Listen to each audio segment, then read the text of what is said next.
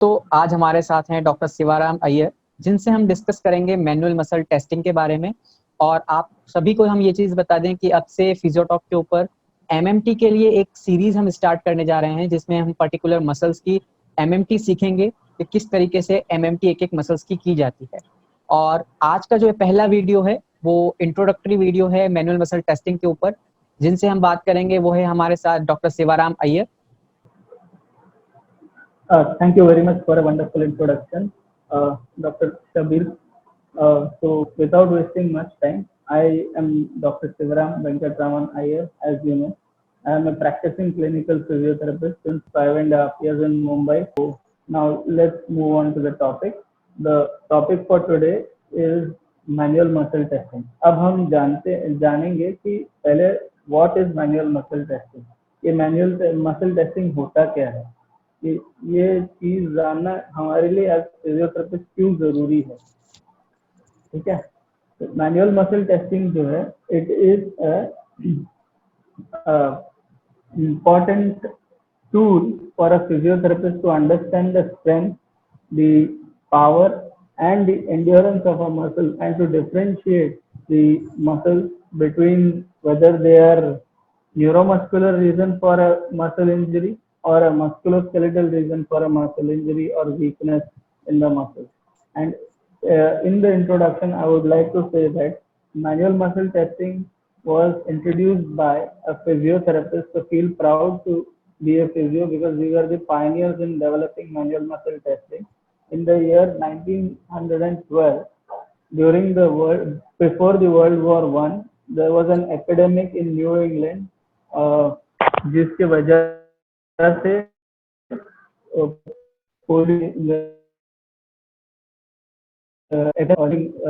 New England, जिसकी वजह से पोलियो के केसेस बहुत ज्यादा बढ़ गए थे। And they had to assess, उनको बहुत सारे पेशेंट्स के मसल वीकनेस में है या ट्रोमा में है ये पता करना था, उसका पावर पता करना था, उसका एंड्योरेंस पता करना था, स्ट्रेंथ पता करना था। इसलिए उन्होंने एक कॉन्सेप्ट निकाला जिसको हम आज सीख रहे हैं एज मैनुअल मसल टेस्टिंग। जो दो साइंटिस्ट या फिजियोथेरेपिस्ट एंड ऑर्थोपेडिक सर्जन का टीम जिन्होंने निकाला है, उनका नाम है mister Mrs Velan right, and the orthopedic surgeon is Mr. Professor Robert Levott. Professor Robert Levott was a professor in the Harvard Institute, and वहाँ पर उन्होंने ग्रेविटी का effect on the muscles find out किया। इन दोनों की ये रिसर्च के ऊपर बहुत सारे जनों ने रिसर्च करते गए। देन 1916 में उन्होंने दोबारा रिसर्च किया इसके ऊपर, बट कुछ स्पेसिफिक उनको कर नहीं पा रहे थे इस पर्टिकुलर एस्पेक्ट पे। बट जो हमने इन्वेंट किया मैनुअल मसल टेस्टिंग, इसके ऊपर मिसेस राइट जो है, उन्होंने एक्सटेंसिवली वर्क करके 1928 में इसके ऊपर एक किताब निकाली, जो किताब को यूटिलाइज किया गया to test the effect of polio vaccine and the pre and post vaccine effect of muscle strength by using manual muscle testing. उन्होंने करना स्टार्ट किया एंड इसके लिए बहुत सारे फिजियोस को उन्होंने, सीनियर फिजियोस को लेके गए अमेरिका में ट्रेनिंग देने के लिए फिजिशियंस को ये particular manual muscle testing use करने के लिए। तो इमेजिन फिजियोथेरेपिस्ट, डॉक्टर, एमडी लोगों को और ऑर्थोपेडिक सर्जन को मैनुअल मसल टेस्टिंग सिखाने वाले पायनियर में से थे। That is how awesome our profession is. And today we are neglecting this particular topic of manual muscle testing. I have seen very few physios with the proper ability to assess manual muscle testing in my clinical experience as well as a student. I myself have found it very difficult to understand this concept and apply it in my practice. That's the reason why I decided, as I started using this concept, जैसे मैंने use करना चालू किया इस particular concept, तो मुझे समझ में आया कि ये सबसे इम्पोर्टेंट चीज है एज अ फिजियोथेरेपिस्ट, हमें जानना कि हमारे मसल्स में स्ट्रेंथ कितनी है और वो ग्रुप मसल्स में है या इंडिविजुअल मसल्स में है। तो उस हिसाब से मैंने और डॉक्टर शब्बीर के हेल्प से हमने डिसाइड किया कि we will start spreading awareness about this particular topic called manual muscle testing. अब ये है फर्स्ट पार्ट, ओके। नाउ तो आप हमारे व्यूअर्स को बताइए डॉक्टर शिवाराम कि basically what is manual muscle testing और क्यों हम मैनुअल मसल टेस्टिंग को यूज करते हैं फिजिकल असेसमेंट के अंदर? अब manual muscle testing is a tool जिससे हमें मसल की टोन पता चलती है, उसका स्ट्रेंथ पता चलता है, उसकी एंड्योरेंस भी पता चलती है। पावर जो है वो थोड़ा ट्रिकी है, पावर ज्यादा करके नहीं पता कर पाते, मेनली स्ट्रेंथ के लिए है और एंड्योरेंस पता करने के लिए हम यूज करते हैं। और मैनुअल मसल टेस्टिंग हमें ये भी डिफ्रेंशिएट कराता है कि ये न्यूरोमस्कुलर कंडीशन है या मस्कुलोस्केलेटल कंडीशन है। This is a major thing tool to assess a patient who is coming to you with a muscle weakness. Now example देता हूँ, आपके पास पेशेंट आता है जिसको है ब्रेकियल प्लेक्सस इंजरी। अब ये ब्रेकियल प्लेक्सस इंजरी जो है स्पेशल टेस्ट कर दिया आपने, सारी चीजें कर लिए, लेकिन कभी कभी सिम्टम्स मिक्स टाइप के आते हैं। अर्ब्स पैल्सी, क्लम्पकेस पैल्सी, हमें पता है ये चीजें क्या होती है। पुलिसमैन टिप और जो क्लम्पकेस वाला ये वाला पोजीशन है या रिवर्स पुलिसमैन टिप पोजीशन है, इसके थ्रू हमें पता चल जाता है। बट जब मिक्स टाइप का पेशेंट आता है, mix type of brachial plexus injury, तब इन केसेस में हमें एमएमटी कैसे हेल्प करता है। एमएमटी के जो हम सस्टेन करके रखते हैं उसको असेस करते समय, like MMT is basically divided into 5 subgroups of this subdivisions और grading system, जिसके थ्रू हम मसल्स को जो है एसेस कर पाते हैं ग्रेविटी के इफेक्ट के बेसिस पर कि how does gravity effect the muscle. तो उससे क्या हो जाता है कि हमें ये पता चल जाता है कि ये रियल ब्रेकियल प्लेक्सस इंजरी हुई है या पैरासिस हुआ है या स्पाइनल कॉर्ड इश्यू है या न्यूरोमस्कुलर टोन में रिडक्शन हुआ है। तो ये पता करने में हमें एमएमटी हेल्पफुल पड़ता है। जब स्पेशल टेस्ट भी बाहर हमें साथ नहीं दे पाता, तब एमएमटी हमारा बैकअप टूल है या फ्रंट लाइन वॉरियर बोल सकते हो। ओके, सिंपल लैंग्वेज में front line warrior. Doctor Shivaram, जब हम एप्लीकेशन की बात करते हैं तो मैनुअल मसल टेस्टिंग को अप्लाई कैसे किया जाता है? हाँ, मैनुअल मसल टेस्टिंग को अप्लाई करने के लिए हमें उसकी ग्रेडिंग सिस्टम पता होनी चाहिए। हमें एगोनिस्ट मसल कौन सा है वो पता होना चाहिए, एंटागोनिस्ट मसल कौन सा होता है ये पता होना चाहिए, प्राइम मूवर कौन सा होता है ये पता होना चाहिए, एंड को मूवमेंट वाले जो स्ट्रक्चर है, नॉन कॉन्ट्रैक्टाइल सॉफ्ट टिश्यू, उनका रोल क्या है वो पता होना चाहिए।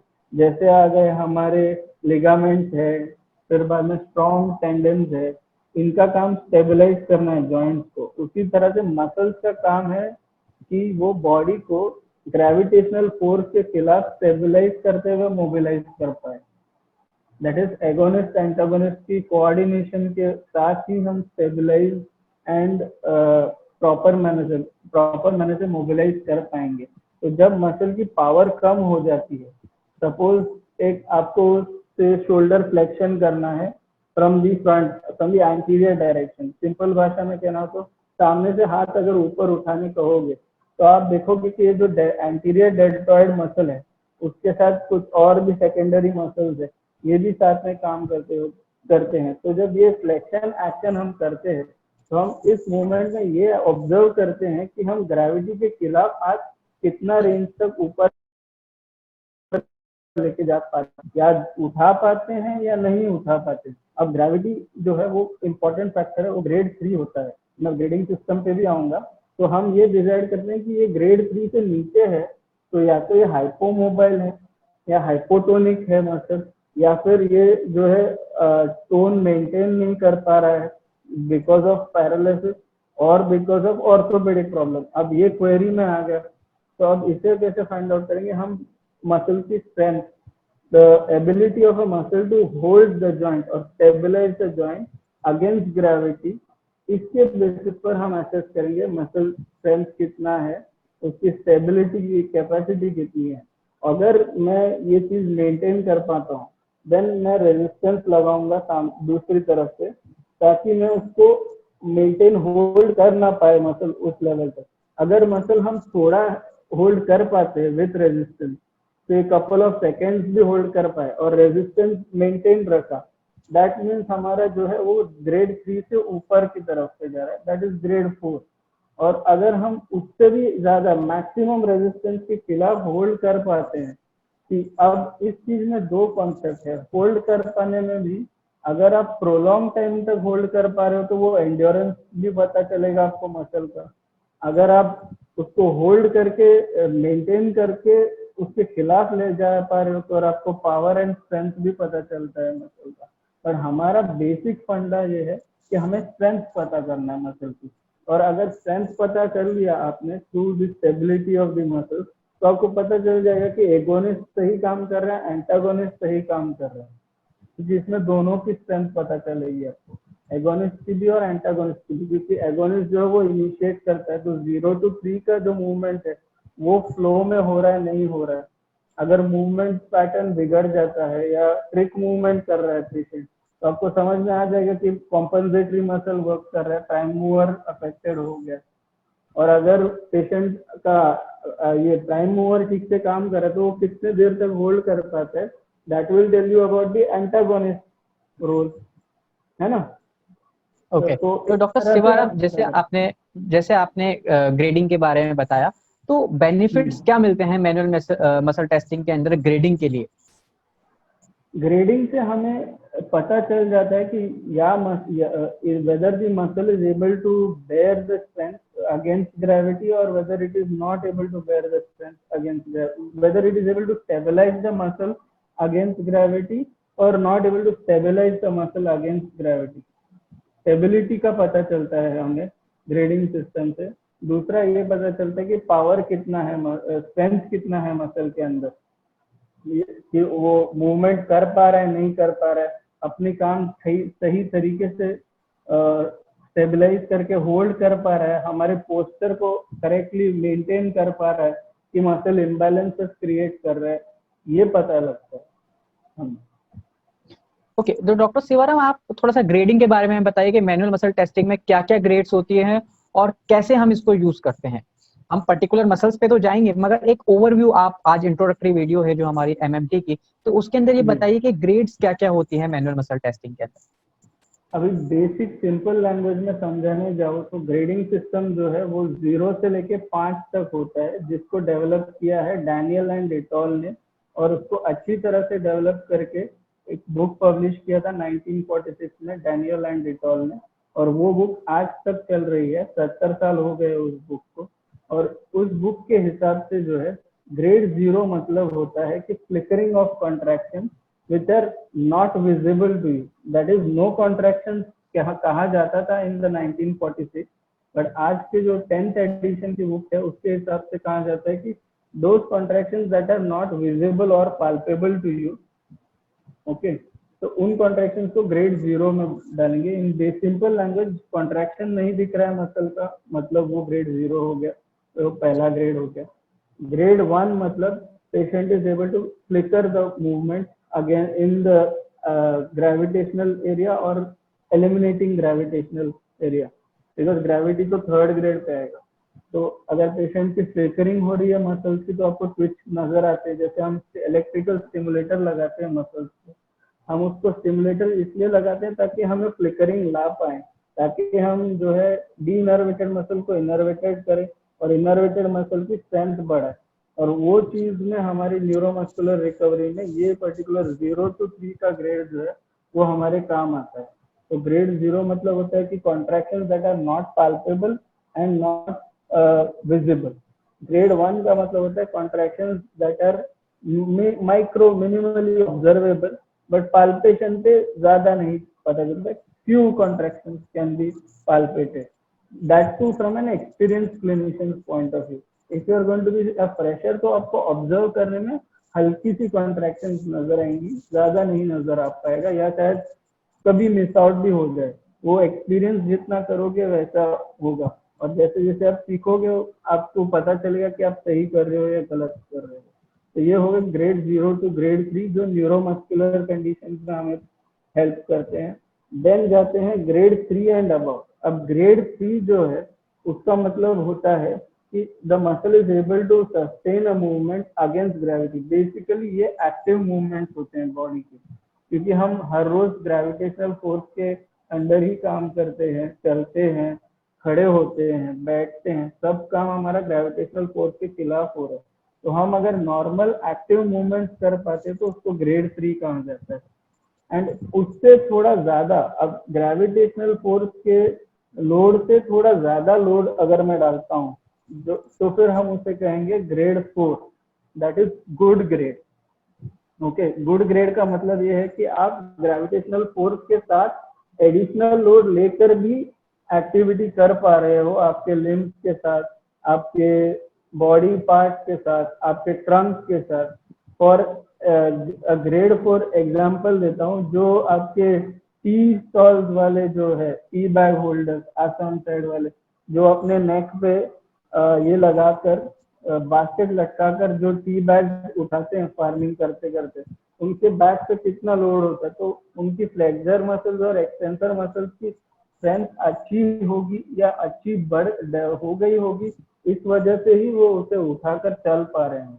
तो उनके केस में हम गुड ग्रेड बोल सकते हैं या ग्रेड 4 बोल सकते हैं। अब ग्रेड 5 जो है, ग्रेड 5 कहा जाता है कि नॉर्मल टोन है मसल्स का।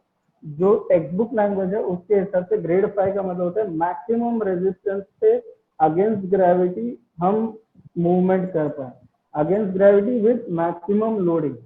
लाइट लोडिंग को ग्रेड 4 गुड ग्रेड बोलते हैं, मैक्सिमम लोडिंग को हम कहते हैं कि normal grade, as per text book knowledge. But as per clinical experiences हम लोग उस चीज को ग्रेड 4 प्लस में कहते हैं। और प्लस और माइनस का फंडा मैं अगले सीरीज में आपको सिखाऊंगा जरूर।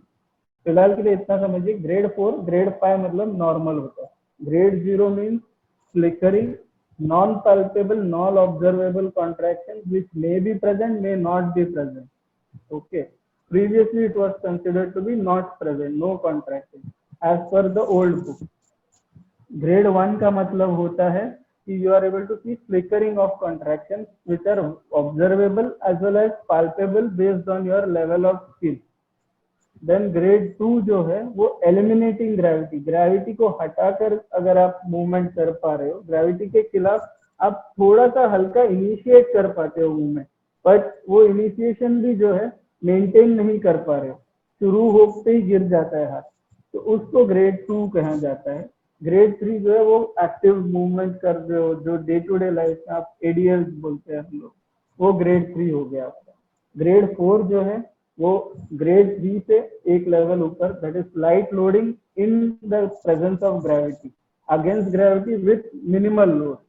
देन ग्रेड 5 जो है वो अगेंस्ट ग्रेविटी मैक्सिमम लोडिंग, जैसे हम वेट लिफ्टर्स को देखते हैं, पावर लिफ्टर्स है, वो लोग मेरे हिसाब से क्लिनिकली ग्रेड 5 वाले वो लोग हैं। जो day to day working category है, हम लोग जो है वो ग्रेड 4 या 4 प्लस के बीच में आते हैं, because we don't tone our muscles well in clinical aspect if I speak. But if I speak as a student, then for me normal is grade 5. That is आप लोड ले पा रहे हो टेक्स्ट बुक लैंग्वेज में। Okay okay, तो doctor Shivaram, मैं समझता हूँ कि किसी भी टॉपिक की शुरुआत उसके बेसिक से होती है। तो आज जो मैनुअल मसल टेस्टिंग का जो बेसिक्स था वो आपने बहुत अच्छा सभी व्यूअर्स को समझाया है, और मुझे उम्मीद है कि लोगों को ये वीडियो पसंद आएगी। तो जो हमारी नेक्स्ट आने वाली वीडियो है जिसमें हम मसल क्वाड्रेंट्स के ऊपर और या इंडिविजुअल मसल्स को लेंगे, तो वो हम हमारे व्यूअर्स से ही पूछते हैं कि कौन सी मसल से मैनुअल मसल टेस्टिंग वो लोग सीखना चाहेंगे। तो मैं हमारे सभी व्यूअर्स को ये कहना चाहता हूँ कि आप कमेंट बॉक्स में नीचे अपनी वैल्यूएबल फीडबैक दीजिए कि कौन सी मसल से मैनुअल मसल टेस्टिंग सीरीज की जो हमारी ये वीडियोस आएंगी अब, तो पहली कौन सी मसल हम चूज करें जिसमें मैनुअल मसल टेस्टिंग का डॉक्टर शिवाराम अय्यर हमें क्लिनिकल प्रेजेंटेशन देंगे कि how to check manual muscle testing of the particular muscle. तो मैं सभी व्यूअर्स से रिक्वेस्ट करूंगा कि आप अपनी वैल्यूएबल फीडबैक नीचे कमेंट सेक्शन में देना बिल्कुल भी ना भूलें। और थैंक यू डॉक्टर शिवाराम कि आपने अपना वैल्यूएबल टाइम हमें निकाल कर दिया, और मैनुअल मसल टेस्टिंग का जो बेसिक आज आपने क्लियर किया है वो उम्मीद करते हैं सभी लोगों को पसंद आया होगा। तो thank you so much for giving your valuable time.